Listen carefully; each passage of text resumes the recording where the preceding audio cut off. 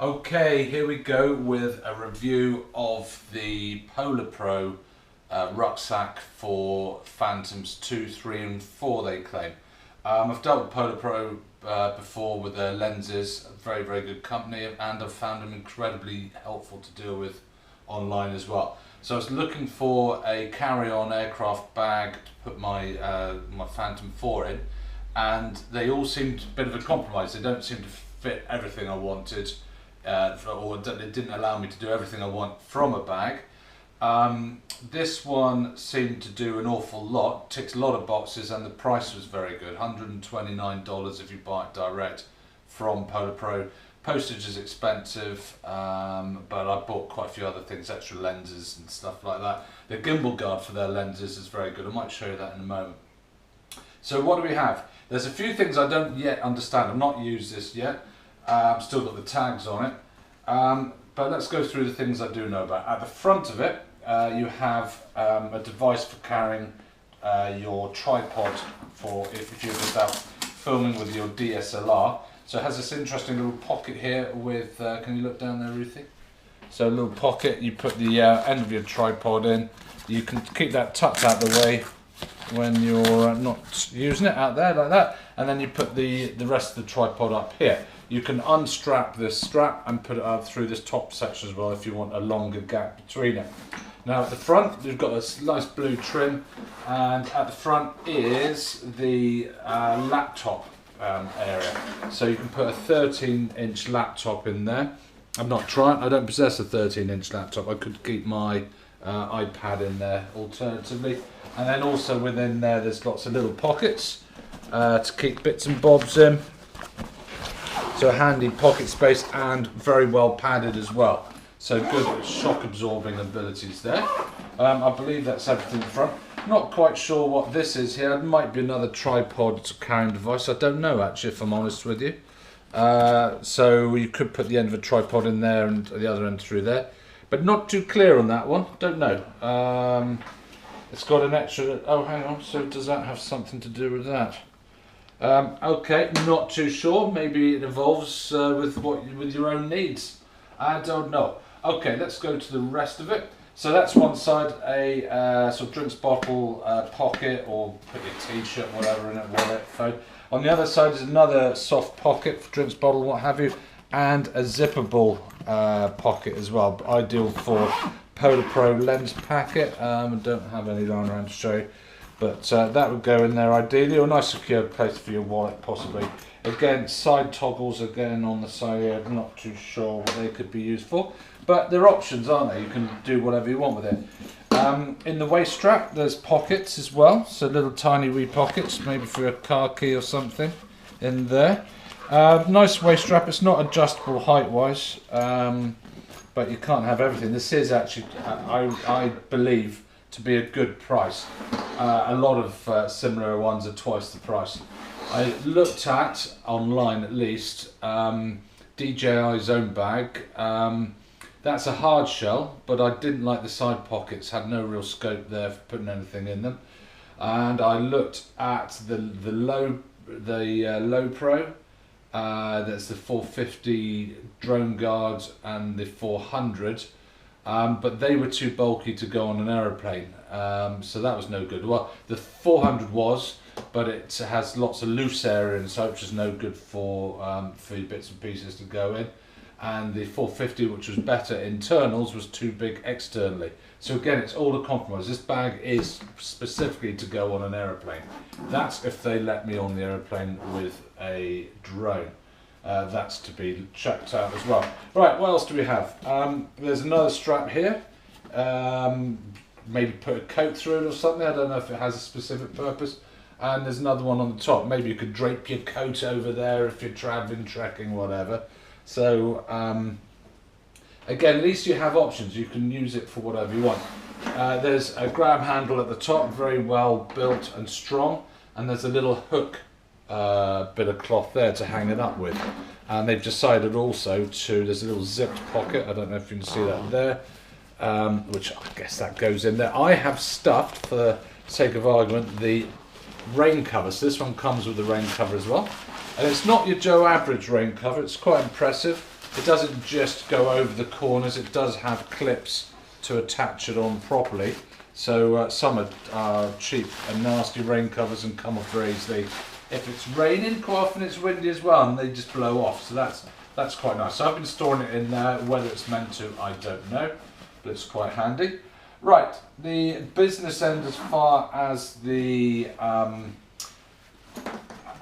drone is concerned is this area at the back here. So before we actually go in, there's quite nice padding, a bit contoured, feels like it could be memory foam, certainly strong foam with little aerated bits in it carved into it, which is good. The other beautiful thing with this one is it actually has one of these international locking systems here. That's been flicked, so the two tabs for the zip go in the end there, and that allows you to lock it if you're on an aeroplane like that. And then security can get in if necessary. This is sort of one of these international locks. Okay, so let's get inside. I do apologise, this is unrehearsed and so far unedited as well. So this is inside the container, the bag. So you have two meshed areas, one in here, ideal for your iPad mini if you're using that, or whatever you have, a Nexus, whatever. Another one in here, or it can be cables, whatever you like. Then there's this zipped area that takes you into where the drone is kept. So I've put my controller and a couple batteries in there. I now actually travel without batteries ever in the actual drone. I accidentally once left it, I don't know if I left it switched on or switched on as I put it into the polystyrene housing, but I don't ever now travel with batteries in the quad itself.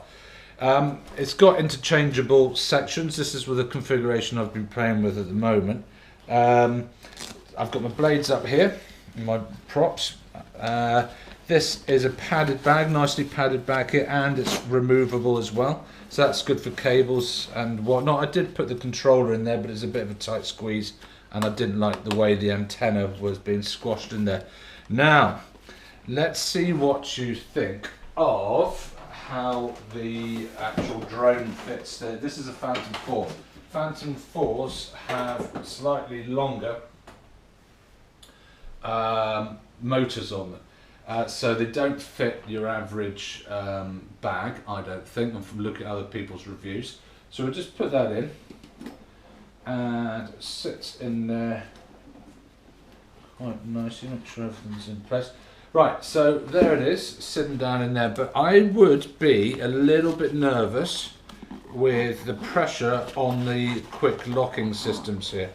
So there is room, okay, but it is touching when you zip over. There's not inches of space, it is actually touching. You can see it stretching that area there. If I put the padded part over and zip it up, literally those quick locking areas will be touching your back. You won't feel it through the back, but it will be pressure on it. And you know, these are things that actually control flight, and these are the things that potentially, if they go wrong, would cause your drone to drop out the sky. If you're 500 meters out at sea, that's the end of that drone. So I've just been to my local plumbers, and I bought these, I think they're 40mm little plastic rings. I've ordered some motor protectors offline. Sorry, you stay filming that there because it's too much of a mess over here. So I've bought some motor protectors online, but unfortunately they're going to be coming from China, so might not arrive before I go away to Spain with it. So I've bought these 40mm, bought some lagging here as well, some pipe lagging, and then I'm going to put that in there, and then I'm going to cut these down in half, and they will, obviously not with the whole length, I will be cutting it down to size, and that can sit over there and protect the motors, and I think that will do a very good job of that. So once I've done that, I'll let you know all about it. So that ultimately is the, well, let's just put it on a moment to show what it's like on.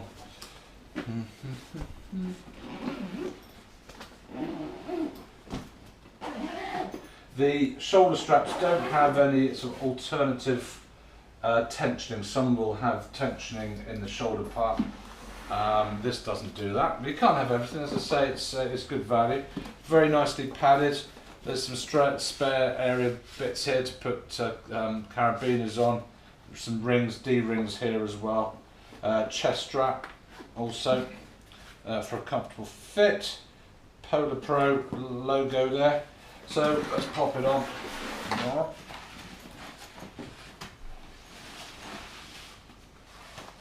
Sorry, I'm wearing a wife beater vest at the moment, but it's lovely weather here in Cornwall at the moment. So clip it on there. So subtle strap across the abdomen there. Chest strap too. Right, a bit tight, I need to adjust that. And there we go. So there's the fit on. Okay. But as I say, the most important thing, apart from the fact you can look a little bit like a Ninja Turtle with it on your back, is that this is acceptable to go in a cabin on an aeroplane, size-wise. So that's the main purpose. Thank you for watching. Hopefully you have a good journey in choosing a bag. It's a difficult one.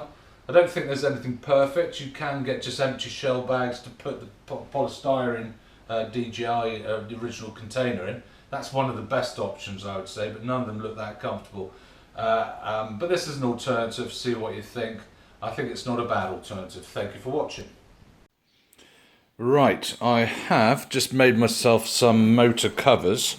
As I said earlier, I think I said earlier, I have ordered some on eBay from China. Oh no, I did say that, didn't I? But they won't be arriving for another week or two yet. So I wanted something immediately. So I have made my own. So just use these bits of, let's take them off, bits of plumbing plastic and filled them with pipe insulation, pipe lagging, there we are. And then I just cut a little recess to fit over the arm like that. So that fits, that's 28mm, I believe these are 28mm. So it fits nice and slug, what am I talking about? Snug. And will just protect it. And I just feel happy with that. The weight, any weight coming through the backpack will be shared a bit more evenly through the arm rather than through the motors, and particularly on the delicate quick release system on the top of the motors. So yeah, much happier with that. And you see, they do fit. Another thing you have to watch out for, I would say, is the these panels here. They sit up quite proud and they're very firm as well. So get them as low as possible and as near to the motor as possible, like there. And they won't lift the motor up, and it can sit lower down in the backpack. So there we go, that's it all sitting in there, nice and snug, everything packed away, and still tons of space. The PolarPro drone tracker, yeah, I think I can highly recommend this.